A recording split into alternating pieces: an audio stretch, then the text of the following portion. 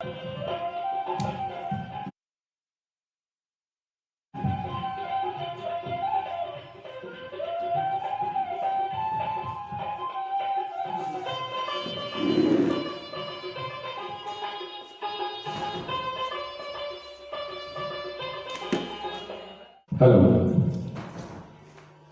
এই মুহূর্তে আমাদের মধ্যে উপস্থিত হয়েছেন স্বামী ব্রহ্মচারী তুলিয়া চৈতন্য মহারাজ, হেডমাস্টার অব রামকৃষ্ণ মিশন বিদ্যালয়, নরেন্দ্রপুর, কলকাতা। আমাদের স্বামী Vivekananda institute of science and technology, যে স্বামী বিবেকানন্দের ভাবধারায় তৈরি, আজকে 12 জানুয়ারি 2022 আমাদের এই ন্যাশনাল যুব দিবসে আমরা এই দিনটি উদযাপন করছি। আমাদের মধ্যে স্বয়ং উপস্থিত ব্রহ্মচারী স্বামী তুলিয়া চৈতন্য মহারাজ। তার আগে আমি কিছু কথা বলতে চাইছি। আমরা সবাই জানি 1863 খ্রিস্টাব্দের 12 জানুয়ারি মকর সংক্রান্তি উৎসবের দিন উত্তর কলকাতার সিমলা অঞ্চলে 3 নম্বর গৌরমোহন মুখোপাধ্যায় স্ট্রিটে তিনি জন্মগ্রহণ করেছিলেন। তার পিতা বিশ্বনাথ দত্ত কলকাতা উচ্চ আদালতের একজন আইনজীবী ছিলেন। বিবেকানন্দ একটি প্রথাগত বাঙালি গায়স্থ সম্প্রদায়ের অন্তর্ভুক্ত ছিলেন। আমরা জানি তিনি সব থেকে কনিষ্ঠ সন্তান ছিলেন ওনার পরিবারে। 1881 খ্রিস্টাব্দে প্রথম রামকৃষ্ণদেবের সাক্ষাৎ উনি পান এবং সেখানেই ওনার পুনর্জন্মের যে পথ সেটা হয়তো শুরু হয়। এই বিবেকানন্দের সমস্ত ইতিহাস আমরা হয়তো খুব ভালো করে জানি বা অনেকেই জানি না। আজকে আমার মধ্যে ব্রহ্মচারী তুলিয়া চৈতন্য মহারাজ আছেন। এই যুব দিবসের উপলক্ষে উনি আপনার একটা মূল্যবান বক্তব্য এখানে রাখবেন এবং যা শুনে আমাদের এই যুব সমাজের মূল্যবোধ, চেতনাবোধ এগুলো হয়তো কিছুটা হলেও উজ্জীবিত হবে।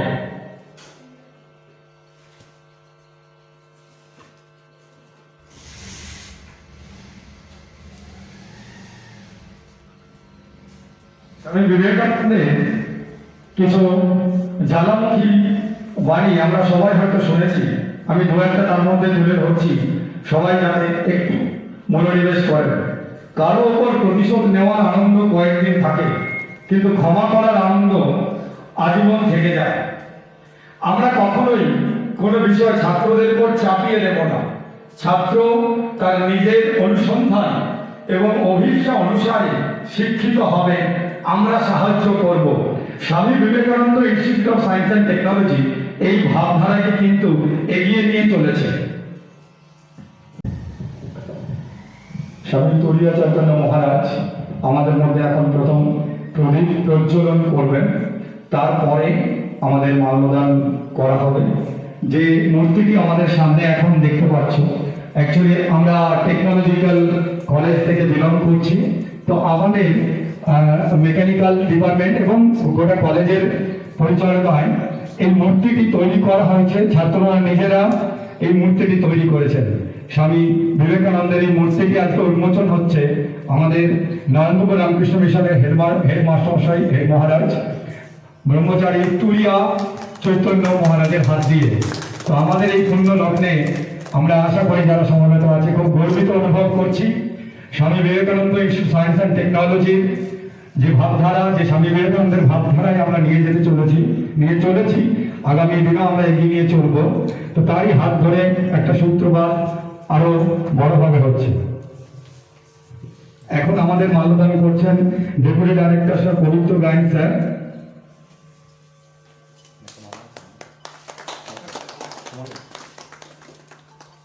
এরপরে মাল্যদান করবেন doctor Suman Das, head of the department, mechanical engineering department.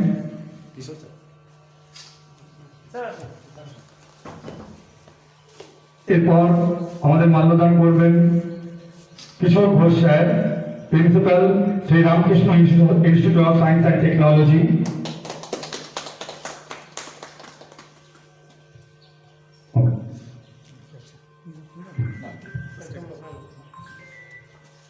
Corona পরিস্থিতির জন্য আমরা যেভাবে চেয়ারগুলো রেখেছি সবাইকে অনুরোধ করছি সেইভাবেই আপনারা ওখানে বসবেন।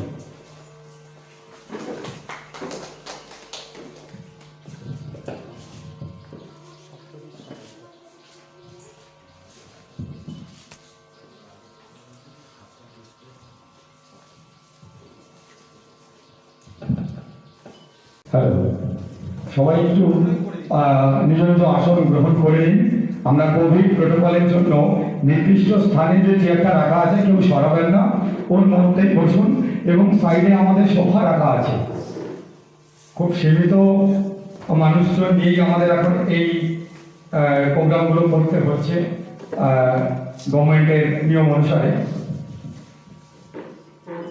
অনুষ্ঠান শুরুর প্রথমেই আমি তিনটি মন্ত্র উচ্চারণ করব। অ্যাকচুয়ালি আমিও এক সময় রামকৃষ্ণ মিশনের ছাত্র ছিলাম। এই মন্ত্রগুলো আমার হয়তো কণ্ঠস্থ ছিল, এখনই আছে। ঠাকুরের পড়া মন্ত্র, তারপর স্বামী বিবেকানন্দ, তার মা শারদা, এইভাবেই বলছি। আর যদি সম্ভব হয়, যদি কেউ জানেন তাহলে বলবেন। ওম স্থাপকায় চ ধর্মস্য সর্বধর্ম স্বরূপিণে অবতার বরিষ্ঠায় শ্রীরামকৃষ্ণায় তে নমঃ। জননীং শারদাং দেবী রামকৃষ্ণ জগদ্গুরুং পাদপদ্মে তয়ো শ্রীতা প্রণমামি মহৎ। স্বামী বিবেকানন্দের পড়া মন্ত্র।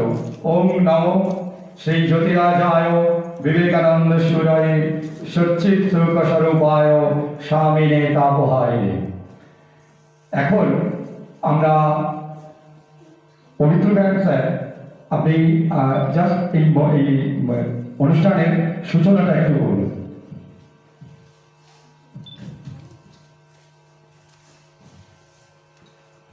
12ই জানুয়ারি আমাদের এই প্রতিষ্ঠান বাংলা তথা ভারতবর্ষের তথা পৃথিবীর একটি স্মরণীয় দিন বলে আমি মনে করি। স্বামীজি এই দিন জন্মগ্রহণ করেন, আমরা সবাই জানি সেটা। আজ এই প্যান্ডেমিক অর্থাৎ এই অতিমারির জন্য আমরা আমাদের সীমাবদ্ধতা দিয়েই তাকে স্মরণ করছি। আমরা আমাদের এই স্বামী বিবেকানন্দ গ্রুপ অফ ইনস্টিটিউটসের পক্ষ থেকে স্বাগত জানিয়েছি ইতিমধ্যেই, এবং আমাদের ডাকে সাড়া দিয়ে আমাদের মধ্যে উপস্থিত আছেন আমাদের রামকৃষ্ণ মিশন নরেন্দ্রপুর, তার যিনি হেডমাস্টার মশাই ব্রহ্মচারী তুলিয়া চৈতন্য মহারাজ। আজ তাকে স্বাগত জানিয়ে এবং আসলে আমরা স্বামীজিকে নিয়ে আমি যদি অন্তত কিছু বলতে যাই, মানে আমার সীমাবদ্ধতা আছে, আমি মনে করি নিজে যে হয়তো সেটা অন্ধের হস্তি দর্শনের মতোই হয়ে যাবে। আসলে স্বামীজির বাণী আমরা ছোটবেলা থেকে তার সঙ্গে, তার সেই বাণীগুলোর সঙ্গে হয়তো অভ্যস্ত, কিন্তু তার সমস্ত পরিপ্রেক্ষিত হয়তো আমরা জানি না। আসলে স্বামীজি মানে তার আগেই যাকে স্মরণ করতে হয় তিনি শ্রীরামকৃষ্ণ। আসলে শ্রীরামকৃষ্ণ যদি হন থিওরি বা তত্ত্ব, তাহলে রামকৃষ্ণ, তাহলে স্বামীজি হচ্ছেন তার ফলিত রূপ, অ্যাপ্লাইড ফর্ম। আমার অন্তত তাই মনে হয়েছে, আমার এটা অনুভূতি। ফলে স্বামী বিবেকানন্দ এবং রামকৃষ্ণ আসলে তাদের জীবন আচরণের মাধ্যমে, এমন নয় যে কেউ, অনেকেই হয়তো স্বামী বিবেকানন্দকে ভীষণ হিন্দু ধর্মাবলম্বী বলে মনে করেন, কেউ হয়তো মনে করেন তিনি মানবতার পূজারী শুধুমাত্র।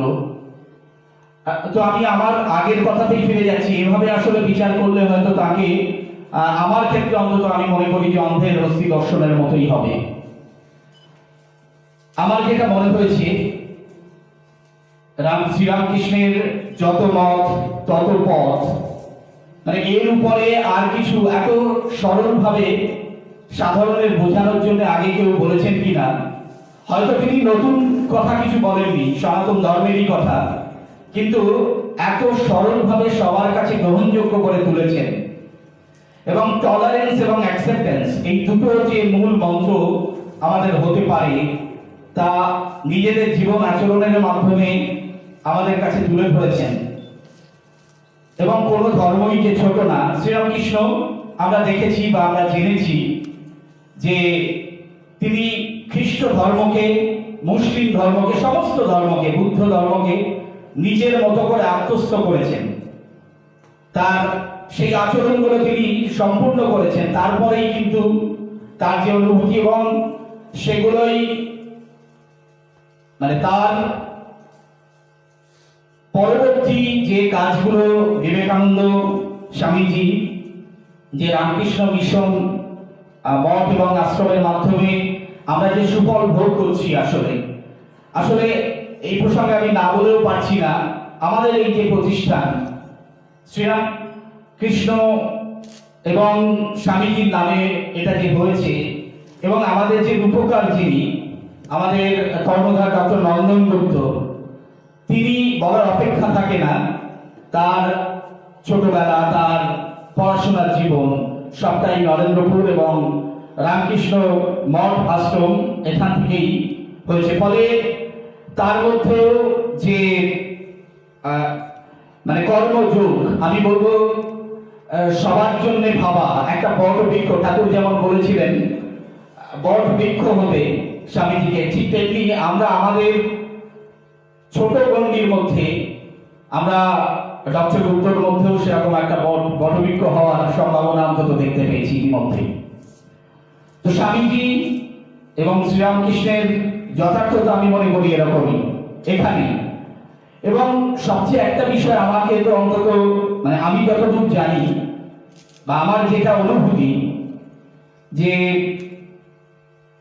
রামকৃষ্ণ মঠ আশ্রমের যে সাধুরা, মহারাজ নিজেও আছেন, এইরকম শিক্ষিত এবং কি নেই এই সাধুদের মধ্যে, মানে কি বলবো, বেস্ট অফ দ্য ম্যাথমেটিশিয়ানস, সবচেয়ে ভালো প্রযুক্তিবিদ, এবং সব ধর্মেরই, আমি যতদূর জানি আমার মনে হয় সব ধর্মেরই সন্ন্যাসী, মানে তারা কিন্তু শ্রীরাম স্বামীজিকে এবং শ্রীরামকৃষ্ণের ভাবধারায় আমাদের মধ্যে আছেন সারা পৃথিবী জুড়ে। এবং আমি মনে করি আগামী দিনগুলো এবং আগামী কয়েকশো শতাব্দী শ্রীরামকৃষ্ণ এবং স্বামীজি আমাদের কাছে আরো বেশি প্রাসঙ্গিক হয়ে উঠবেন। আমি আমার কথা বাড়াতে চাইছি না, আমরা শুনবো এই সমস্ত কথাই মহারাজের কাছ থেকে। আপাতত আমি সবাইকে এই অতিমারীর কারণেও আমাদের একত্রিত হওয়ার এই যে আকাঙ্ক্ষা এবং সেটা বাস্তবায়িত হয়েছে সোমনাথ স্যার, কিশোর স্যার, সুমন স্যার এবং যারা এখানে উপস্থিত আছেন সবার একান্তিক উদ্যোগে তাদেরকে প্রতিষ্ঠানের তরফ থেকে আবার আমরা মানে আমি অন্তত ব্যক্তিগতভাবে ধন্যবাদ জানাচ্ছি। আমাদের আগামী দিনগুলো অর্থাৎ অতিমারীর দিন খুব তাড়াতাড়ি আমরা শেষ করি, আবার সুস্থ জীবনের লক্ষ্যে সুস্থতার মধ্যে দিয়ে আমাদের প্রতিষ্ঠানগুলোকে চালাতে সক্ষম হই, এই কামনা করে আমি আমার কথা শেষ করছি। ধন্যবাদ সবাই। ধন্যবাদ পবিত্রবাবু। এখন স্যার আপনাকে আরেকটু করবো, আপনি আমাদের ব্রহ্মচারী চুরিয়া চৈতন্য মহারাজকে পুষ্পস্তবক দিয়ে একটু বরণ করবেন।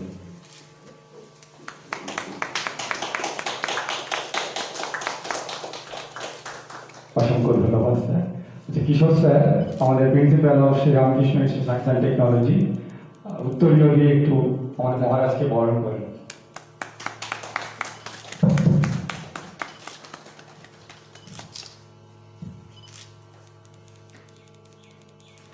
আমরা অনুষ্ঠানের একটু গভীরে চলে যাব, এরপরে কিশোর স্যার আপনি কিছু কথা একটু আজকে দেবেন।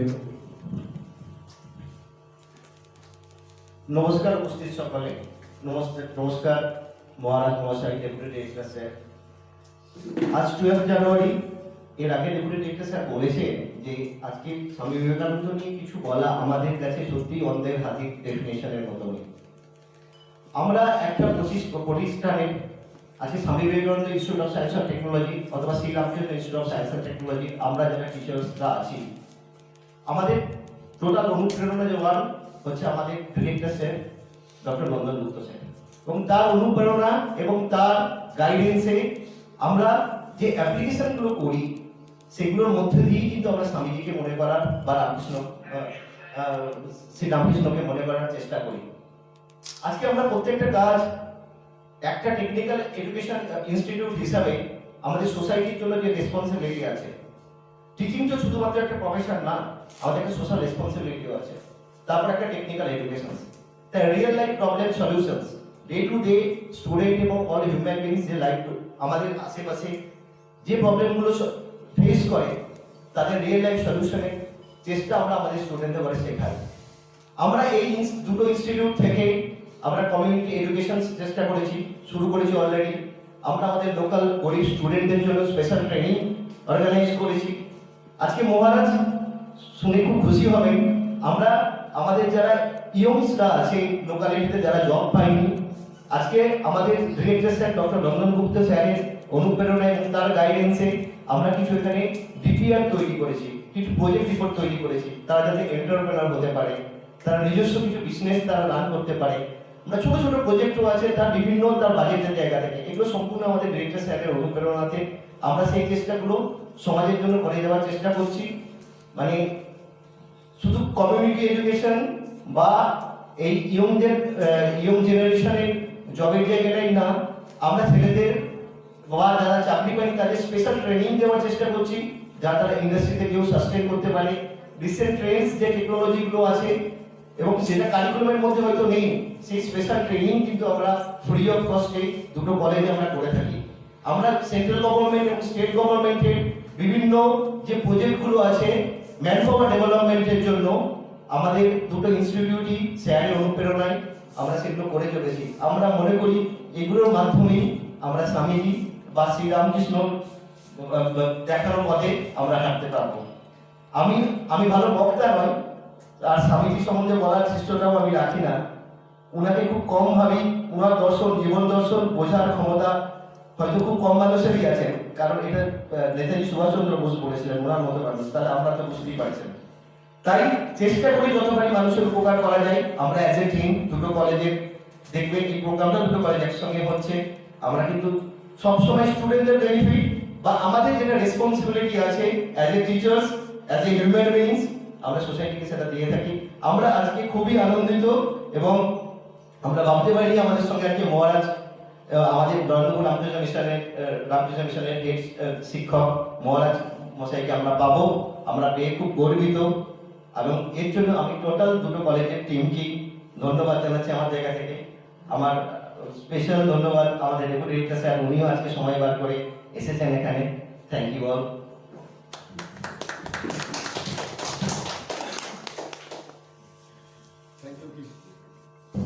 Thank you Kishore sir. এখন আমাদের মধ্যে আরেকজন বিশিষ্ট মানুষ আছেন, যিনি এই কলেজের খুবই পুরনো একজন কর্মী, এমপ্লয়ি এবং professor, doctor Suman Das, mechanical ডিপার্টমেন্টের হেড অফ দ্য ডিপার্টমেন্ট উনি। তো খুবই শান্ত এবং খুবই বিনয়ী একজন মানুষ আমাদের মধ্যে আছেন।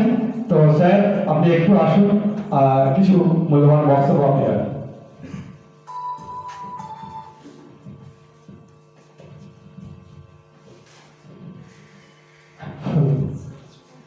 সবাইকে আন্তর্জাতিক নববর্ষ 2022-এর শুভেচ্ছা এবং শুভকামনা জানাই। উপস্থিত ডেপুটি ডিরেক্টর স্যার এবং মহারাজকে আমার সশ্রদ্ধ প্রণাম। স্বামীজির 160তম জন্মদিবসে তাকে শত সহস্র কোটি প্রণাম জানাই। ভারতবর্ষ সেই সমস্ত মহাপুরুষদের জন্য গর্বিত যাদের নাম প্রত্যেকটি ভারতবাসীর অন্তরের মণিকোঠায় স্বর্ণাক্ষরে লেখা আছে। স্বামী বিবেকানন্দ হলেন তাদের মধ্যে এক এবং অন্যতম ব্যক্তিত্ব। মাতা ছিলেন ভুবনেশ্বরী দেবী এবং পিতা বিশ্বনাথ দত্ত। মাতা চেয়েছিলেন একটি পুত্র সন্তানের, ভগবান শিবের কৃপায় তার একটি পুত্র সন্তান লাভ করে আজকের এই দিনে 1863 খ্রিস্টাব্দে। ছোটবেলা থেকেই তিনি ছিলেন অত্যন্ত দুরন্ত এবং মেধাবী। তার দুরন্তপনায় অতিষ্ঠ হয়ে মা ভাবলেন শিব বুঝি তাকে একটি পুত্র সন্তান না দিয়ে ভূতকে পাঠিয়েছেন। তার অসম্ভব মেধাবী, তিনি ছিলেন অসম্ভব মেধাবী, পড়াশোনার পাশাপাশি গান বাজনা, পশুচালনা, কুস্তি এবং বিভিন্ন বিদ্যায় তিনি ছিলেন প্রচন্ড পারদর্শী। ভগবান শিবের আশীর্বাদে তার জন্ম হয়েছিল বলে মা তার নাম রেখেছিলেন বীরেশ্বর বা বীরে। জন্ম পারিবারিক নাম নরেন্দ্রনাথ এবং পরবর্তী ক্ষেত্রে বিশ্ববিখ্যাত বিবেকানন্দ। তার পরিচয়, তিনি পরবর্তী ক্ষেত্রে রামকৃষ্ণদেবের সান্নিধ্য পান এবং তিনি পরবর্তী ক্ষেত্রে বিশ্ব ধর্ম সভায়, চিকাগো সভায় সেই জিনিসটা আজ ইতিহাস। তার বহু মতের মধ্যে আমরা যদি যে কোনো একটি মত আমরা নেই এবং সেটা শুধু মুখস্থ নয়, এটা যদি আত্মস্থ করি তাহলে আমাদের জীবন বোধ এবং জীবন দর্শন অনেকাংশে উন্নতি হয়। আমরা হয়তো তার ছবিতে মালা দেই, তাকে পুজো করি, তার বই পড়ি, তার বাণী পড়ি, কিন্তু প্রকৃত অর্থে তাকে মান্য করা বলতে বোঝায় তার আদর্শে অনুপ্রাণিত হয়ে জীবন অতিবাহিত করা। তিনি 1902 খ্রিস্টাব্দে পরলোক গমন করেন, কিন্তু এই মহাপুরুষের শুধু আসা হয়, যাওয়া হয় না। তার প্রতিটা বাণী আমাদের জীবনক্ষণ এবং জীবন বোধে রন্ধ্রে রন্ধ্রে জড়িয়ে আছে। তাই তার আজকে তার 160তম জন্মদিবসে তাকে শত সহস্র কোটি প্রণাম করে আমি আমার এই ক্ষুদ্র বক্তব্য শেষ করলাম। নমস্কার। অসংখ্য ধন্যবাদ স্যার। স্যাক্রিফাইস অ্যান্ড সার্ভিস, ত্যাগ এবং সেবা, এটাই ছিল বিবেকানন্দের মূল মন্ত্র, মূল বাণী। বিবেকানন্দ বা রামকৃষ্ণ আমরা যাই বলি, অনেক অনেক বাণী বলে গেছে। শুধুমাত্র একটা বাণী নিয়ে যদি আমরা সারা জীবন চলতে পারি, হয়তো আমাদের মূল্যবোধ বা চেতনা অনেক বদলে যাবে। এবং বিবেকানন্দ বলেছিলেন, 10টা বিবেকানন্দ যদি আর উনি পেতেন তাহলে হয়তো এই ভারতবর্ষকে একটা অন্য লেভেলে উনি নিয়ে যেতে পারতেন। তো জানি না সেই রামকৃষ্ণ মিশন সেই জায়গাটা অনেকটাই তার পূরণ করতে পেরেছে এবং করে চলছে, আগামী দিনেও করবে। তো সেই রামকৃষ্ণ মিশনেরই একজন ব্রহ্মচারী আমাদের মধ্যে উপস্থিত আছেন, তুরিয়া চৈতন্য মহারাজ। আজকে Swami Vivekananda institute of science and technology এবং Shri Ramakrishna institute of science and technology. আমাদের এই অনুষ্ঠানটা কোভিডের কারণে হয়তো আমরা অল্প সংখ্যক কয়েকজনকে নিয়েই ফিজিক্যাল মোডে বা সামনাসামনি বসে করছি, কিন্তু আমাদের দুটো মোডেই কিন্তু চলছে কন্টিনিউয়াসলি, অনলাইন এবং অফলাইন। মহারাজের যে কাঙ্ক্ষিত বক্তৃতার জন্য আমরা ওয়েট করছি, এই জ্বালামুখী বা বক্তৃতা শুনে আমাদের এই দুই ইনস্টিটিউট যদি আমরা আরো এই ত্যাগ এবং সেবা, এই স্যাক্রিফাইস অ্যান্ড সার্ভিস একটু যদি আমরা ভাবতে পারি, হয়তো আগামী দিনেও এই দুই ইনস্টিটিউট ভারতবর্ষের বুকে বা পৃথিবীর বুকে একটা অন্যতম অবদান বা একটা অন্যতম জায়গায় যেন আমরা পৌঁছতে পারি। আশা করি সেই কামনা রাখবো। সবাই মন দিয়ে আমরা এখন স্বামীজি মহারাজের বক্তৃতা শুনবো। মহারাজ।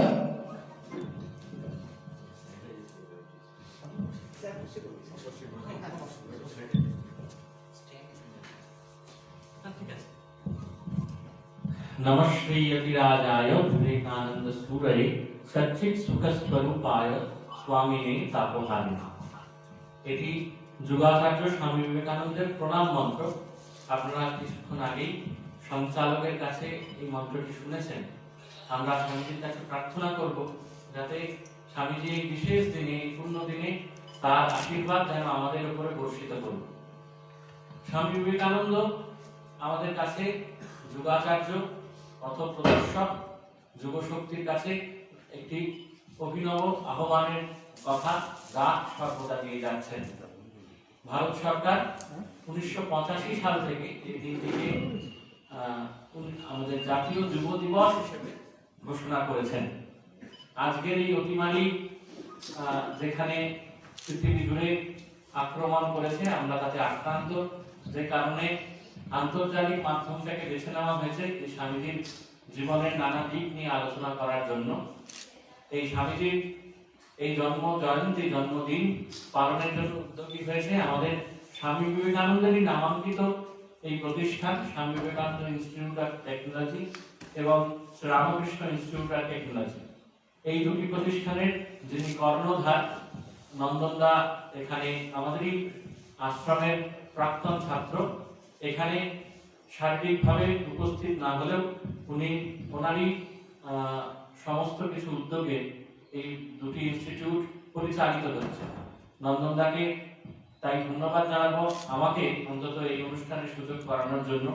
এছাড়াও আমাদের যারা অনুষ্ঠানে কর্মধার আছেন, শিক্ষকেরা আছেন, শিক্ষাকর্মী বৃন্দ আছেন বা আন্তর্জাতিক মাধ্যমের উপরে যে সমস্ত ছাত্রছাত্রীরা আছেন, তাদের প্রত্যেককে যথাযোগ্য স্থানে আন্তরিক শ্রদ্ধা, নমস্কার, কৃতজ্ঞতা জ্ঞাপন করি। স্বামী বিবেকানন্দই হঠাৎ কেন এই যুব দিবসের অন্যতম একজন প্রতীক হয়ে উঠবেন, এই প্রশ্নটা আমাদের সর্বদা মনে যায়। যে ভারতবর্ষের যদি আমরা খ্যাতনামা মানুষদের তালিকা দেখি, তাহলে দেখব প্রচুর মানুষ আছেন, সঙ্গীতজ্ঞ, কবি, লেখক, রাজনীতিবিদ, এই সমস্ত ধরনের বিভিন্ন ক্ষেত্রে যারা স্বসহায়ক হয়ে উঠেছেন, যারা স্বনামধন্য হয়ে উঠেছেন, এমন প্রচুর মানুষ আছেন, প্রচুর যুবক আছেন যাদের নামে এই জাতীয় যুব দিবস পালন করা যায়। কিন্তু হঠাৎ করে এই একজন বৈদিক সন্ন্যাসীর জন্মদিনকে কেন জাতীয় যুব দিবস হিসেবে চিহ্নিত করা হলো? আমাদের মনে এই প্রশ্নটা জাগতেই পারে। একজন সন্ন্যাসী কপরদহীন, যিনি ছেলেবেলা থেকেই ভারতবর্ষের উন্নতির কথা চিন্তা করেছেন, যিনি স্বাভাবিকভাবেই একটু রক্ষণশীল আধ্যাত্মিকতার চিন্তা চারিদিকে ছড়িয়ে দিয়েছেন, সেই মানুষটি হঠাৎ করে যুবকদের কাছে কেন নেতা হয়ে উঠবেন? হঠাৎ যুবকদের কাছে কেন অনুপ্রেরণার কেন্দ্রবিন্দু হয়ে উঠবেন? আমাদের প্রশ্ন জাগে। আমরা যদি স্বামীজির সমগ্র জীবনটা একটু পর্যালোচনা করি, তাহলে দেখব স্বামীজি একটা বৃহৎ শক্তি স্বরূপ, যেন শক্তির একটি ভান্ডার। এই স্বামী বিবেকানন্দের ছবির সামনে অবনত চিত্তে যদি আমরা দাঁড়াই, অবনত মস্তকে যদি আমরা দাঁড়াই, তাহলে আমরা শক্তি পাই, জীবনে ঘুরে দাঁড়ানোর মন্ত্র পাই। এই স্বামীজির সমগ্র জীবনে আমরা যে সমস্ত কথা পাই, লেখা পাই, চিঠিপত্র পাই, কিংবা স্বামীজির কিছু বক্তৃতা পাই, সেই বক্তৃতাগুলো যদি আমরা নিয়মিত পাঠ করি বা নিয়মিত জানতে পারি বা পর্যালোচনা করি জীবনে, তাহলে দেখব শুধুই সেখানে শক্তির কথা বলা হয়েছে। আমাদের একটি খুব সুন্দর কথা আমাদের বিশ্বকবি বলেছিলেন, রোমারোলা, যিনি জানতে চেয়েছিলেন ভারতবর্ষকে কি করে জানবো, সেখানে রবীন্দ্রনাথ খুব সুন্দর বললেন, if you want to know India, study Vivekananda. In him all are positive, nothing is negative. ইতিবাচক সম্পূর্ণটাই। স্বামী বিবেকানন্দকে যদি জানতে পারো, তাহলে ভারতবর্ষকে জানা হবে। তার মধ্যে সবটাই ইতিবাচক, নেতিবাচক কিছু নেই। অর্থাৎ খুব সহজেই এই কথাটা বলা যেতে পারে যে ভারতবর্ষের সঙ্গে স্বামী বিবেকানন্দ কিন্তু ওতপ্রোতভাবে জড়িয়ে গিয়েছিলেন। অর্থাৎ ভারত আত্মার যে মুহূর্ত প্রতীক বিবেকানন্দ, এই বিষয়ে আমাদের কোনো সন্দেহ তৈরি হয় না। স্বয়ং বিশ্বকবি রবীন্দ্রনাথ বিবেকানন্দ সম্পর্কে এই যুক্তি করছেন। এই ইতিবাচক যে জীবন গাথা যে রচিত হয়েছে স্বামী বিবেকানন্দের, সেটি আমাদের কিন্তু সর্বশক্তির মূল। আমরা যদি দেখি, তাহলে দেখব স্বামীজি যখন স্নাতক স্তরে পড়াশোনা করছেন, যে সময় ভারতবর্ষের বুকে নবজাগরণ চলছে, বিশেষত পশ্চিমবঙ্গে বাংলার এই বুকে নবজাগরণের ছোঁয়া চারিদিকে লেগেছে, মানুষ খুব দ্বিধায় দ্বন্দ্বে রয়েছে যে সত্যি কি ঈশ্বর আছে, বা যে সমস্ত ধর্মগুলো তৎকালীন ভাবে ছিল বা যারা জায়গা করে নিয়েছিল, সেই সমস্ত ধর্মের কোথাও গণ্ডিগুলো, ধর্মের যে ভিত্তিগুলো নড়ে গিয়েছিল। তাই সেখানে দেখবো যুবকদের মধ্যে একটি ত্রস্ত একটি অবস্থা, যেখানে বিশ্বাসের ভিত্তিটা নড়ে যায়। সেখানে ইয়ং বেঙ্গল তৈরি হচ্ছে, সেখানে ব্রাহ্ম সমাজ তৈরি হচ্ছে, সেখানে আর্য সমাজ তৈরি হচ্ছে। ঠিক তারই মধ্যে স্বামীজির মনে এই প্রশ্নটি উদয় হলো, সত্যি কি ঈশ্বরকে দেখা যায়, সত্যি কি ঈশ্বর আছেন? এই এমন একটি অবস্থা থেকে তুমি খোঁজ পান দক্ষিণেশ্বরের পাগলা বামুন শ্রী রামকৃষ্ণের, যিনি পরবর্তীকালে তার গুরু রূপে তিনি প্রতিভাত হলেন এবং স্বামীজির পরবর্তী জীবন এবং দর্শন নিয়ন্ত্রণ করলেন শ্রী রামকৃষ্ণ স্বয়ং। শ্রী রামকৃষ্ণ তখন থাকতেন, আপনারা প্রত্যেকেই অবগত আছেন, তখন থাকতেন দক্ষিণেশ্বরে। যে দক্ষিণেশ্বরে বাংলার কিছু দামাল ছেলেরা নিয়মিত যাতায়াত করত, বাংলা বামুনের কাছে ঔৎসুক্য নিবারণের জন্য আসতেন এবং তারপর এক অদ্ভুত ভালোবাসায়, অদ্ভুত আদরে, যত্নে, আতিশয্যে সেই বাংলার গরিব ব্রাহ্মণের যেন আমরা এখনকার কথায় বলতে পারি ফ্যান ফলোয়ার হয়ে উঠতেন। স্বামী বিবেকানন্দেরও প্রথম দর্শন এরকমই ভাবে 1881 খ্রিস্টাব্দে। পরবর্তীকালে যখন আদৌ ঈশ্বর আছেন কিনা এই প্রশ্ন যখন তাকে ভীষণ চিন্তান্বিত করে তুলেছে, সেই সময় দক্ষিণেশ্বরে শ্রীরামকৃষ্ণের কাছে তার সঠিক উত্তরটি পেলেন। শ্রীরামকৃষ্ণ দেখিয়ে দিলেন যে তার জীবন দর্শন কি হওয়া উচিত। আমরা যদি আপাতভাবে দুটি চরিত্রকে বিশ্লেষণ করি তাহলে দেখব শ্রীরামকৃষ্ণ এমন একটি দরিদ্র ব্রাহ্মণ একটি চরিত্র, তৎকালীন ক্ষেত্রে সত্যি একটি অশিক্ষিত, সেরকম ভাবে সরকারি কোনো প্রাতিষ্ঠানিক ডিগ্রি শ্রীরামকৃষ্ণের নেই। সেই মানুষের কাছে তৎকালীন সমাজের যারা দামাল ছেলে, যারা তৎকালীন সমাজে ইংরেজি শিক্ষায়, ইংরেজি দর্শনে, পাশ্চাত্য দর্শনে যারা শিক্ষিত হয়ে উঠেছে, সে সমস্ত যুবকেরা সেই শ্রীরামকৃষ্ণের কাছে যাতায়াত করছেন দক্ষিণেশ্বরে। দক্ষিণেশ্বরে যাতায়াত করতে করতেই স্বামীজির একটি অদ্ভুত জীবন দর্শন তৈরি হল। কিরকম জীবন দর্শন? শ্রীরামকৃষ্ণের দক্ষিণেশ্বরের ঘরে অনেকে বসে আছেন, তার মধ্যে বৈষ্ণবদের কথা হচ্ছে। আমরা শ্রী রামকৃষ্ণ কথা দিতে পারি যে স্বামীজি সেই দিন সেই ঘরে উপস্থিত আছেন, তখন নরেন্দ্রনাথ দত্ত বলছেন যে বৈষ্ণবদের কি কাজ হওয়া উচিত, প্রকৃত বৈষ্ণব আমরা কাকে বলতে পারি।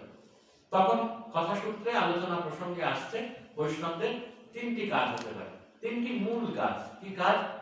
এক, নামে রুচি, অর্থাৎ বৈষ্ণবের যে বিষ্ণু স্মরণ, নারায়ণ স্মরণ বা তার নাম স্মরণ, নামে রুচি। আর জীবে দয়া, অর্থাৎ যে জীবে দয়া করা যেতে পারে, জীবে দয়া, নামে রুচি, জীবে দয়া।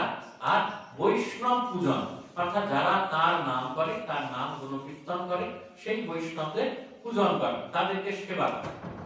হঠাৎ করে শ্রীরামকৃষ্ণ এই কথাগুলি শুনতে শুনতে হঠাৎ করে বিরক্ত হলেন। বললেন, বিরক্ত হয়ে গালাগালি দিয়ে বললেন, তুই শালা জীবে দয়া করবার কে? তুই কিনা কীটাণুকে? বল, জীবে দয়া নয়, জীবে সেবা। সেদিনের নরেন্দ্রনাথ ওই দক্ষিণেশ্বরের ওই ঘরে বসে হঠাৎ একটা নতুন দিশা পেলেন। সত্যি তো, জীবে দয়া করবার আমরা কে? জীবে দয়া নয়, জীবে সেবা করতে হবে।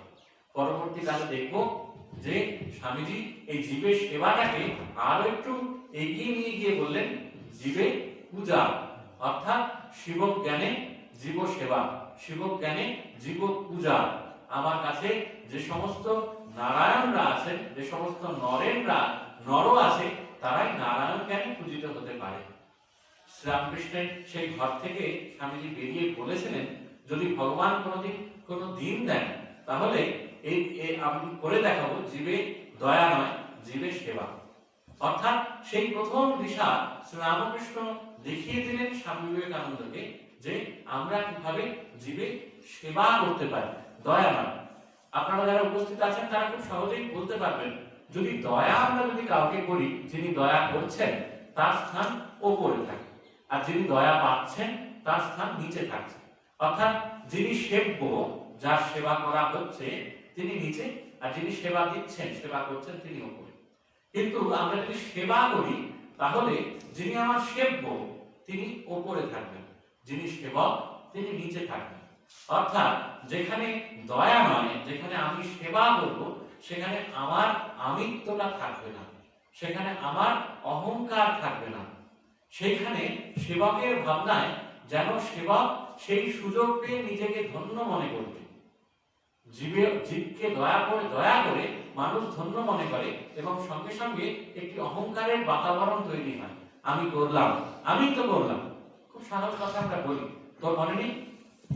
কিন্তু যখন এই সেবক এবং সেব্য ভাবনাটা উল্টে যাবে, তখন কিন্তু আমি তাকে সেবা করার সুযোগ পেয়ে আমি নিজে ধন্য হব। সেই ধন্যবাদ আর হোক, কিন্তু আমি নিজে, আমি সেই সুযোগটা পেয়ে। অর্থাৎ এই জীবে সেবা করার যে নতুন থিওরি, আমাদের ডেপুটি ডিরেক্টর স্যার বলছিলেন যে শ্রীরামকৃষ্ণ যদি থিওরি হন, যে নতুন থিওরি শ্রীরামকৃষ্ণ দিলেন স্বামী বিবেকানন্দকে, সেই থিওরিকে অ্যাপ্লাই করে স্বামী বিবেকানন্দ দেখিয়ে দিলেন জীবকে কিভাবে সেবা করা যায়। শ্রীরামকৃষ্ণ খুব সুন্দর একটা কথা বলছেন, যেটি স্বামীজিকে নাড়িয়ে দিয়েছিল। যদি ঘটে পুজো হয়, যদি পটে পুজো হয়, যদি শিলায় পুজো হয়, তাহলে মানুষে কেন পুজো হবে না? যদি মানুষে পুজো করা যায়, মানুষের ভিতরে যদি নররূপী নারায়ণ অবস্থান করেন, তাহলে মানুষের পুজো করা সম্ভব। স্বামীজি কিন্তু নতুন মোড়কে আমাদের এই পৃথিবীর ইতিহাস, যদি ধর্মের ইতিহাস আমরা আলোচনা করি, তাহলে দেখব প্রচুর আধ্যাত্মিক পুরুষ এসেছেন। কিন্তু এই স্বামীজি প্রণাম মন্ত্রে বললেন অবতার বরিষ্ঠায়। শ্রীরামকৃষ্ণ অবতার বরিষ্ঠায় হয়ে উঠলেন কেন? কারণ এই নতুন করে ধর্মের সংজ্ঞাটা বদলে দিলেন। মানুষের ভেতর যে পূর্ণতা প্রথম থেকেই বিদ্যমান, সেই পূর্ণতাটি দেবত্বে পূর্ণ। আমাদের ভেতরে দুটি ভাব প্রকট, একটি দেবত্ব, একটি পশুত্ব। আমরা যদি সেটিকে বারবার করে নার্চার করি, আমরা যদি কালচার করি এই দেবত্বকে, ভালো ভাবগুলিকে, তাহলে আমরা দেবতায় পরিণত হতে পারি। সেটি শ্রীরামকৃষ্ণ চোখে আঙুল দিয়ে স্বামীজিকে দেখালেন এবং স্বামীজি সেই কথা বারবার করে প্রমাণ করে দিলেন এবং করে দেখালেন যে সাঁওতালের মধ্যেও দেবতা রয়েছে, যারা সমাজের একেবারে নিচু শ্রেণীর শ্রমিক। স্বামীজি বলছেন মুচির ঘর থেকে, ম্যাথরের ঘর থেকে ভারতবর্ষ জেগে উঠবে। কি করে জেগে উঠবে? মুচির ঘরে, মালার ঘরে, ম্যাথরের ঘরে ভারতবর্ষের নতুন করে জন্ম হবে, নতুন করে ভারতবর্ষের উত্থান হবে। অর্থাৎ সেই নররূপী নারায়ণ যে নিচু শ্রেণীর মানুষের মধ্যেও রয়েছে, তার মধ্যে থেকে যদি সেই দেবত্বকে আমরা পূজন করতে পারি, তাহলে আমরা নিজেরা ধন্যবাদ আরো হব এবং এই সেবার ভাব চারিদিকে ছড়িয়ে দিতে পারবো। আমরা যদি দেখি যে চারিদিকে এই পরিস্থিতিতে এই একবিংশ শতাব্দীতে একটা গেল ভাব আছে। স্বামীজি এসছেন ঊনবিংশ শতাব্দীর গোড়ায়, ঊনবিংশ শতাব্দীর মধ্য গগনে এবং প্রায় বিংশ শতাব্দীর শুরুতেই স্বামীজির তিরোধান হচ্ছে, স্বামীজির দেহত্যাগ হচ্ছে। অত্যন্ত স্বল্পকালীন একটি জীবন, মাত্র 39 বছরের জীবন। সেই জীবনে প্রতিটি ক্ষেত্রে, আমাদের জীবন যাপনের প্রতিটি ক্ষেত্রে, অর্থনীতিতে, সংস্কৃতিতে, সমাজ চিন্তনে, পরধর্ম সহিষ্ণুতায়, পরমত সহিষ্ণুতায়, সমস্ত ক্ষেত্রে, এমনকি এটি কারিগরি প্রশিক্ষণ কেন্দ্র, কারিগরি বিদ্যালয়, কারিগরি মহাবিদ্যালয় এবং কারিগরি শিক্ষা দান করার মাধ্যমে সমাজকে যে স্বনির্ভর হয়ে উঠবে, এমন ভাবনাও কিন্তু বিংশ শতকের গোড়ায় বা ঊনবিংশ শতকের শেষ লগ্নে স্বামীজি কিন্তু দাঁড়িয়ে বলছেন। স্বামীজি বারবার করে বলছেন শিক্ষার কথা। আমি ইউরোপ ঘুরে এলাম, আমেরিকা ঘুরে এলাম, দেশের সঙ্গে একটি পার্থক্য করলাম, কি? যে শিক্ষার অভাব। তাই ভারতবাসীকে প্রথম শিক্ষা দিতে হবে। রামকৃষ্ণ মিশন প্রতিষ্ঠা করলেন, ত্যাগ ও সেবার আদর্শে প্রতিষ্ঠা করলেন। সাধারণভাবে অন্যান্য ধর্মের, অন্যান্য সম্প্রদায়ে যে সমস্ত প্রতিষ্ঠান বা মঠ গড়ে ওঠে, সেসব জায়গায় কিন্তু আমরা খুব একটা দেখি না ভজন, পূজন, কীর্তন, নাম গুণ কীর্তন, এগুলির মাধ্যমেই মঠ জীবন তৈরি হয়ে থাকে। স্বামীজি নতুন করে মঠ জীবন তৈরি করলেন, যেখানে আদর্শ সেবা, যেখানে আদর্শ ত্যাগ, সন্ন্যাসীরা, ব্রহ্মচারীরা এবং একই সঙ্গে তার অনুগামী স্বামী শির যারা সৈনিক, তারা ত্যাগব্রতে জীবন যাপন করবে এবং মানুষের কাছে শিক্ষা দান করার জন্য এগিয়ে যাবে। আমরা যদি দেখি এই কোভিড পরিস্থিতি তৈরি হয়েছে, অতিমারী পরিস্থিতি তৈরি হয়েছে, এখন কিন্তু ভারতবর্ষের তথা পৃথিবীর মানুষের মধ্যে নতুন করে চেতনায় আমরা চেতায়িত হয়েছি। কোভিড পরিস্থিতিতে প্রচুর পরিমাণে দল তৈরি হয়েছে, যারা নিজের সেবার কাজ অন্যের জন্য কিছু হলেও এগিয়ে দিয়ে, কেউ অক্সিজেন সিলিন্ডার পৌঁছে দিচ্ছেন, কেউ বাড়িতে বাড়িতে খাবার পৌঁছে দিচ্ছেন, কেউ ডাক্তার হিসেবে বা যারা রয়েছেন ডাক্তারকে বা অন্যান্য শ্রেণীর কর্মী, তারা পরিষেবা দিচ্ছেন। এই যে মানুষের মধ্যে এই যে পরিষেবা দেওয়ার যে ভাবনা, এই ভাবনা কিন্তু স্বামী বিবেকানন্দের অবদান। স্বামী বিবেকানন্দ সমাজের জন্য যা রেখে গেলেন, যা করে গেলেন, তা কিন্তু কয়েক হাজার বছর চলবে। আমরা যদি ভাবি তাহলে দেখবো স্বামীজির বাণীগুলো কিন্তু কোনো ট্যাবলেট বা ক্যাপসুল নয়, একবার খেলেই মনোযোগ কমে যায়, এমনটা নয়। স্বামীজি যে বাণী দিয়ে গেলেন, স্বামীজি যে ভাবনা দিয়ে গেলেন, সে কিন্তু কয়েক হাজার বছরের ভাবনা। আপনারা দেখুন স্বামীজির জন্মের বা স্বামীজির তিরোধানের প্রায় শতবর্ষের বেশি অতিক্রান্ত হয়েছে। সেই জায়গায় কিন্তু এই যে ভাবনায় সরকারের মধ্যে, সরকারি প্রতিষ্ঠানের মধ্যে, বেসরকারি সংগঠনের মধ্যে এবং তথাপি ছাত্র ছাত্রী কর্মী প্রত্যেক মানুষের মধ্যে কোথাও যেন এই সেবা ভাবনার উদয় হয়েছে। এই সেবা ভাবনার উদয় কিন্তু যদি ভারতবর্ষের বুকে আমরা বলতে পারি তাহলে কিন্তু স্বামী বিবেকানন্দের অবদান। এই অবদান আমরা যত বেশি করে আমরা ভেতরে স্বামীজিকে নিতে পারবো, যত বেশি করে স্বামীজির বাণী আত্মস্থ করতে পারবো, তত কিন্তু আমরা নিজেরা ধন্য হব, মানুষের কাছে পৌঁছে যেতে পারবো, দুর্গতদের সেবায় নিজেদের কাজে লাগাতে পারবো এবং স্বামীজির সেই স্বপ্নের ভারত আবার উন্নয়নের দিকে এগিয়ে যেতে পারবে। স্বামীজিকে জিজ্ঞাসা করেছিলেন যে কিভাবে ভারতবর্ষকে জানা যায়, আমেরিকার কিছু শিষ্যরা জিজ্ঞাসা করেছিলেন। স্বামীজি বলেছিলেন ভারতবর্ষকে ভালোবেসে। কবি বিবেকানন্দকে যদি আমরা দেখি তাহলে দেখবো স্বামীজির লেখার মধ্যে বেশ কিছু কবিতা রয়েছে।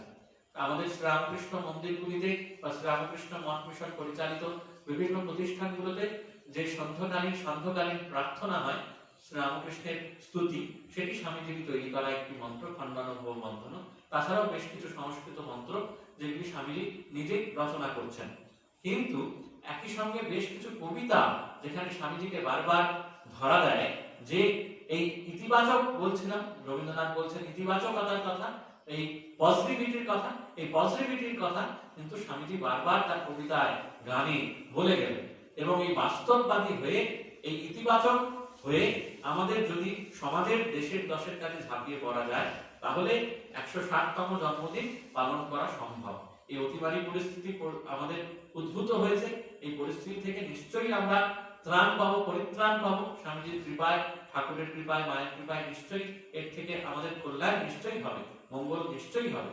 কিন্তু একই সঙ্গে এই সেবার ভাব জাগিয়ে যদি আমরা রাখতে পারি তাহলে দেশের, দশের তথা ভারতবর্ষের আমরা একজন ঠিক নাগরিক, ঠিক স্বামীজির সৈনিক হয়ে উঠতে পারবো। আমরা এই কয়েকটি জায়গায়, আমি স্বামীজির পত্রাবলীটার সাথে এনেছি, কয়েকটি জায়গায়, একটা দুটো জায়গায় একটু পড়ার চেষ্টা করব, যেখানে স্বামীজি খুব সুন্দর করে কয়েকজনকে আমাদেরকে বলছেন যে আমাদের কি কাজ হওয়া উচিত। স্বামীজি স্বামী শুদ্ধানন্দকে লিখছেন আলমোড়া থেকে 11 জুলাই 1897 খ্রিস্টাব্দে। 11 জুলাই 1897 খ্রিস্টাব্দে রামকৃষ্ণ মিশন কিন্তু প্রতিষ্ঠা হয়ে গেছে। আপনারা জানেন রামকৃষ্ণ মিশন প্রতিষ্ঠা হচ্ছে 1897 এর 1 মে। এবং তারপর এই রামকৃষ্ণ মিশনের কি কাজ, কি ভাবাদর্শ হওয়া উচিত সেটি স্বামী শুদ্ধানন্দজি রামকৃষ্ণ মঠ মিশনের 5ম সংখ্যাধ্যক্ষ, 5ম প্রেসিডেন্ট ছিলেন। শুদ্ধানন্দজিকে স্বামীজি লিখছেন, আমাদের কাজ হওয়া উচিত প্রধানত শিক্ষা দান, চরিত্র এবং বুদ্ধিবৃত্তির উৎকর্ষ সাধনের শিক্ষা বিস্তার। আমি সে সম্বন্ধিত কোনো কথা শুনছি না, কেবল শুনছি এতগুলি ভিক্ষুককে সাহায্য দেওয়া হয়েছে। স্বামীজি কিন্তু অনেক বেশি জীবন দর্শনের কথা ভাবতেন, খুব দর্শন, কত বড় ভাবনা ছিল যে কয়েকজন ভিক্ষুককে দান করলে কিন্তু এই সেবা ভাব তৈরি হবে না। কিভাবে সেবা ভাব তৈরি হবে আমি বলছিলাম, ক্যাপসুল নয়, এই ভাবনায় আমাদের ভাবিত হতে হবে, এই চেতনায় আমাদের চেতায়িত হতে হবে। তাই বলছেন এতগুলি ভিক্ষুককে সাহায্য দেওয়া হয়েছে। ব্রহ্মানন্দকে বলো বিভিন্ন জেলায় কেন্দ্র খুলতে, যাতে আমাদের সামান্য সম্বলে যতদূর সম্ভব অধিক জায়গায় শিক্ষা দান করা যায়। যদি শিক্ষা দান করা যায়, আজ একটি ছাত্র যার ছোট্ট বীজ, যে বীজের মধ্যে অধিক সম্ভাবনা, অনন্ত সম্ভাবনা রয়েছে, সেই অনন্ত সম্ভাবনার কাছে নতুন করে শিক্ষা দান করতে হবে। যেই ছোট্ট বীজ পরবর্তীকালের মহিরূহ, অর্থাৎ সেই ছোট্ট বীজের মধ্যে সেই শিক্ষা যদি প্রথিত হয়ে থাকে তাহলে পরবর্তীকালে সেই মহিরূহই আমাদেরকে, পৃথিবীকে, দেশকে, দশকে সেবা দান করতে পারবে। স্বামীজি বলছেন, আরো মনে হচ্ছে এ পর্যন্ত ওই কার্যের ফল কিছু হয়নি, কারণ তারা এখনো পর্যন্ত স্থানীয় লোকদের মধ্যে তেমন আকাঙ্ক্ষা জাগিয়ে তুলতে পারেননি। যাতে তারা দেশের লোকের শিক্ষার জন্য সভা সমিতি স্থাপন করতে পারে এবং ওই শিক্ষার ফলে তারা আত্মনির্ভরশীল ও মিতব্যয়ী হতে পারে। স্বামীজি কিন্তু সর্বত্যাগী সন্ন্যাসী, তিনি কিন্তু কোথাও সন্ন্যাসী হতে বলছেন না, উনি বলছেন তারা আত্মনির্ভরশীল হয়ে উঠবে।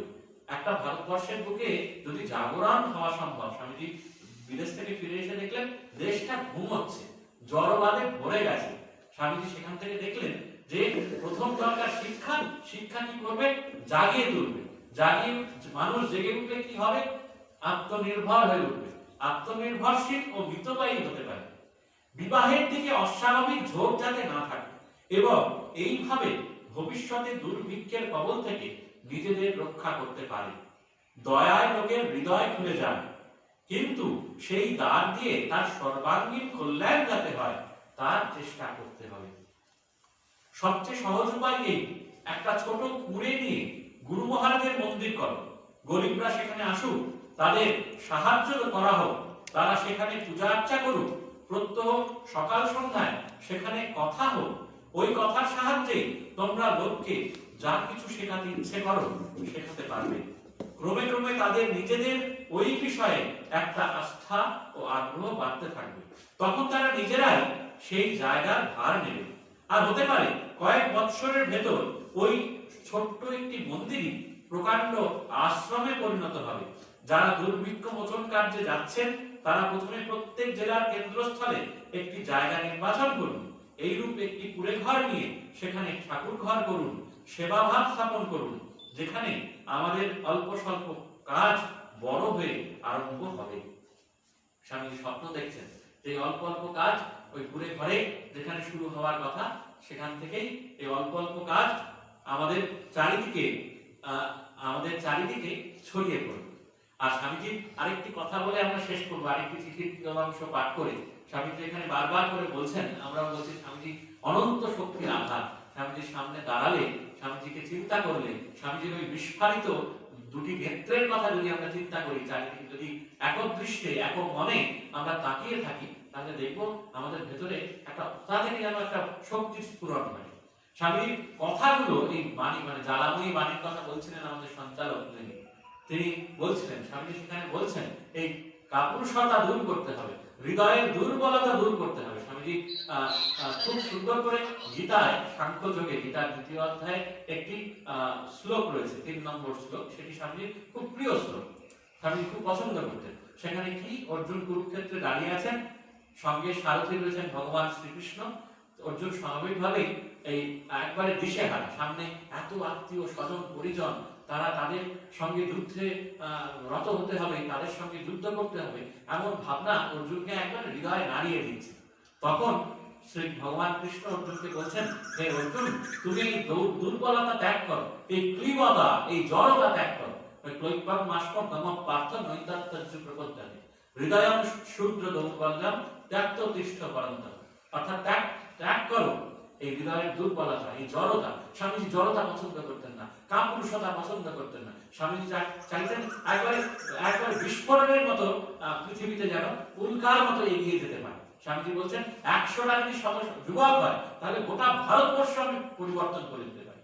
তাহলে সেই 100 জন যুবক যিনি যারা বলিষ্ঠ হবে, একবারে স্নায়ুতে, মননে, চিন্তনে, সমস্ত ক্ষেত্রে একবারে বীরের মতো কাজ করতে পারে, তারা যেমন পৃথিবীর বুকে ফেটে পড়বে, তাহলে এই সমগ্র পৃথিবীর এই জড়তা, দুর্বলতা, এই নিদ্রা মোহাচ্ছন্ন যে অবস্থা, সে মোহাচ্ছন্ন অবস্থা কেটে যাবে। স্বামীজি একটা চিঠিতে ব্রহ্মানন্দজিকে লিখছেন 1897 11 অক্টোবর, বলছে আমার বিশ্বাস কাপুরুষ মরে নিশ্চিত কৃমিকীট হয়ে জন্মায়, কাপুরুষ মরে কৃমিকীট হয়ে জন্মায়, যুগ যুগ তপস্যা করলেও কাপুরুষের উদ্ধার নেই। আমায় কি শেষে কৃমি হয়ে জন্মাতে হবে? আমার চোখে সংসার খেলা মাত্র, চিরকাল তাই থাকবে। এর মান অপমান, দুটো টাকা লাভ লোকসান নিয়ে কি ভাববো? আমি কাজের মানুষ, খালি পরামর্শ হচ্ছে, ইনি পরামর্শ দিচ্ছেন, উনি পরামর্শ দিচ্ছেন, উনি ভয় দেখাচ্ছেন, উনি ডর দেখাচ্ছেন। আরে আমার চোখে এই জীবনটা এমন কিছু মিষ্টি নয় যে তো অত ভয় ডর করে হুঁশিয়ার করে বাঁচতে হবে। টাকা, জীবন, বন্ধু বান্ধব, মানুষের ভালোবাসা, আমি অত সব সিদ্ধি নিশ্চিত করে যে কাজ করতে চায়, অত ভয় যদি করতে হয়, তো গুরুদেব যা বলতেন যে কাক বড় শেয়ানা, তাই হয়। আর যাই হোক, এসব টাকা করি, মঠ মরি, প্রচার কি জন্য? সমস্ত জীবনের উদ্দেশ্য শিক্ষা। তাছাড়া ধন, বাড়ি, স্ত্রী পুত্র প্রয়োজন কি? এই জন্য টাকা গেল, কি হার হলো? আমি অত বুঝতে পারি না বা পারবো না। লড়াই করলুম কোমর বেঁধে, এ আমি বুঝি। আর যে বলে কুছ পরোয়া নেই, ওরা বাহাদুর। যে বলে কুছ পরোয়া নেই, ওরা বাহাদুর। আমি তার সাথে আছি, তাকে বুঝি। যে বীরকে বুঝি, সেই দেবতাকে বুঝি। যেমন নরদেবের পায়ে আমার কোটি কোটি নমস্কার, তারাই জগৎ পাবন, তারাই সংসারের উদ্ধারকর্তা। আর যেগুলি খালি ভাবলে এগিয়েও না, ওই যে ভয়, ওই যে ভয়, প্রায় রসাতলে যাবে। তবে আমার মায়ের কৃপায় মনে হয় আমার এত জোর যে ঘোর ডিসপেপসিয়া কখনো আমায় কাপুরুষ করতে পারবে না। কাপুরুষদের আর কি বলবো, কিচ্ছু বলবার নেই। কিন্তু যত বীর এ জগতে বড় কাজ করতে নিষ্ফল হয়েছেন, যারা কখনো কোনো কাজ থেকে হটেননি, যে সকল বীর ভয় আর অহংকার বশে হুকুম অগ্রাহ্য করেননি, তারা যেন আমার চরণে স্থান দেন। আমি শাক্ত মায়ের ছেলে, মিনমিনে ভিনভিনের ছেঁড়া নেতা তমগুণ আর নরকুণ্ড আমার চোখে এক। মা জগদম্বে, হে গুরুদেব, তুমি চিরকাল বলাও এই বি, আমি যেন কাপুরুষ হয়ে না হই, এই আমার প্রার্থনা। হে ভাই, ঠাকুরের দাসানুদাসের মধ্যে কেউ না কেউ উঠবে আমার মতো, যে আমায় বুঝবে। জাগবীর ঘুচায় স্বপন, শিওরে সমন, তাহারা তো ডরাক তোমা। কখনো রণে ভঙ্গ দিবি, কাজ কি তাই হবে। হারবার ভয়ে লড়াই থেকে হটে আসবো। হার তো অঙ্গের আভরণ, কিন্তু লড়াই লড়তে হবে। এই ছিলেন স্বামী। একবার উল্কার মতো কেটে পড়তে হবে, কাপুরুষতা চলবে না, বীরের মতো জীবন যাপন করতে হবে, আর এগিয়ে যেতে হবে। স্বামীজি বললেন, ওঠো, জাগো, যতক্ষণ না লক্ষ্যে না পৌঁছচ্ছ ততক্ষণ থেমো না, উত্তিষ্ঠত জাগ্রত। যে ঘুমন্ত দেবতা আমাদের অন্তরে আছে, তাকে জাগ্রত করতে হবে, তাকে জাগিয়ে তুলতে হবে, দেশের দশের সেবা করতে হবে, যেন আমাদের স্নায়ু দিয়ে রক্তের ফিনকি চলে যায়। স্বামীজি বলছেন, আমি শাক্ত মায়ের ছেলে। শাক্ত মা অর্থাৎ আমরা মা কালীর পূজক বলি, যেন সেখানে রুধির দিয়ে মাকে পুজো করতে হবে। ওই ঘুমিয়ে পড়া নেতানো এ মানুষ চাই না, আমরা চাই বীর, সেই মানুষ যে দেশের বুকে ঝাঁপিয়ে পড়ে দশের জন্য কিছু করবে এবং ভারতবর্ষকে বদলে দিতে পারবে। এই এমন মানুষ হওয়ার যদি শপথ আমরা নিই, ভেতরের এই প্রচ্ছন্ন যে কুসংস্কার গুলো আছে সেগুলোকে ত্যাগ করে যদি আমরা দেবত্বে উন্নীত হতে পারি, তাহলে আমরা প্রত্যেকে নিজেরাই এক একজন দেবতা হয়ে বাঁচতে পারবো। এই এক একজন দেবতা যদি রাস্তায় রাস্তায় ঘুরতে পারে, তাহলে কেন ভারতবর্ষের উন্নতি হবে না?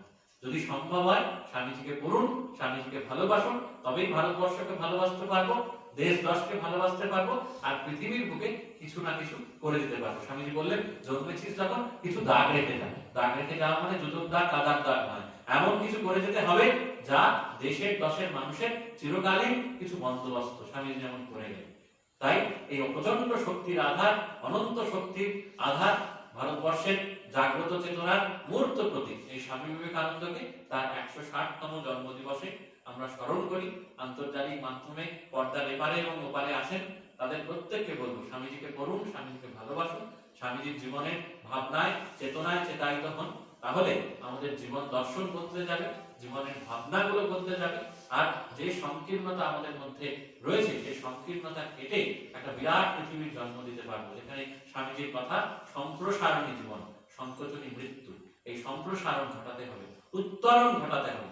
যে স্বপ্নের ভারতের কথা স্বামীজি দেখেছিলেন, যে স্বপ্নের ভারতের স্বপ্ন দেখেছিলেন, যে স্বপ্নের ভারতের দিশা নিবেদিতাকে দিয়েছিলেন, যে বাস্তবতার কথা বা যে আশার কথা বারবার করে স্বামীজি তার শিষ্যদের বলেছিলেন, সেই ভারতবর্ষে আমরা উপনীত হতে পারবো।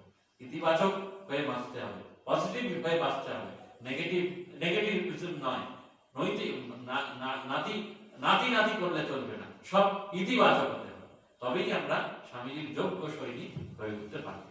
স্বামীজিকে তার এই জন্মদিনে প্রণাম জানাই। ওম পরতত্ত্বে সদাদিন রামকৃষ্ণ সমাধ্যায় ইয়ো ধর্ম স্থাপনরত বীরে সন্তান নমামি। স্বামীজি আমাদের কল্যাণ করুন, তার আশীর্বাদ আমাদের শিরে বর্ষিত হোক, এই প্রার্থনা। জয় গুরু স্বামীজি।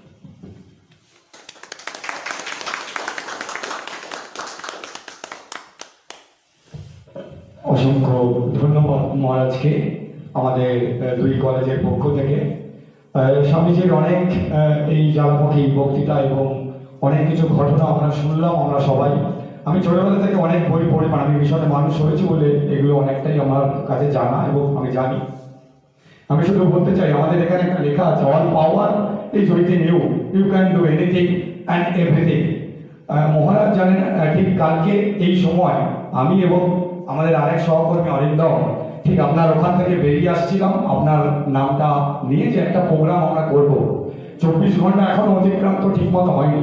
আমরা এই প্রোগ্রামটা এই ছোট্ট পরিসরের মধ্যে এবং সবাই মিলে আমাদের অফিসে কার ডেজিগনেশন কত বড় বা কেউ, ইভেন আমাদের জেনারেল ম্যানেজার সোমনাথদা আছেন, বাকিরা আছেন, কার্তিক কল্যাণ থেকে আরো অনেক, মানে আমাদের যত অফিস স্টাফ সকাল থেকে মজা থেকে আরম্ভ করে ঠাকুর মানে কি করেনি, মানে এই সেবা, এই ভালোবাসা আমরা যদি আগামী দিনেও এইভাবে এগিয়ে নিয়ে যেতে পারি, আর দেশের ভালো হয়তো হয়ে যাবে।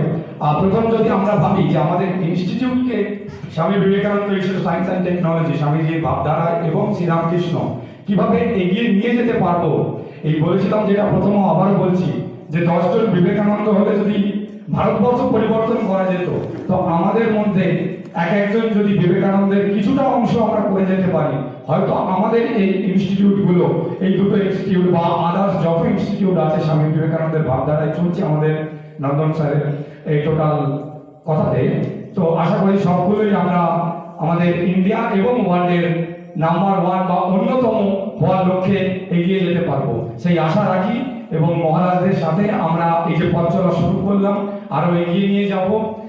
মাসে হলো বা 2 মাসে বা বছরে 4-5টা যদি আমরা আপনাদের সাথে মিলিত হয়ে এরকম অনুষ্ঠান, এখন তো অনলাইন অফলাইন দুই মোডেই আছে, এই একটা আবেদন আপনার কাছে থাকবে, আপনারা যেন সাড়া পাই মহারাজ। এবং আমরা আশা করবো এই কারিগরি বিদ্যাতে যে ছেলেরা বা মেয়েরা বা যারা আসছেন, সন্তান সন্ততি যারা পাঠাচ্ছেন, তাদের মূল্যবোধটা যদি আমরা একটু জাগিয়ে তুলে উঠতে পারি, তাহলেই হয়তো আপনাদের যে স্বপ্ন এবং আমাদের যা স্বপ্ন হয়তো এক হয়ে যাবে, আমরা অনেকটাই এগিয়ে যেতে পারবো, আরো এগুলো আমাদের লক্ষ্য। Thank you. আজকের প্রোগ্রাম এখানেই সমাপ্ত করলাম। ধন্যবাদ সবাইকে।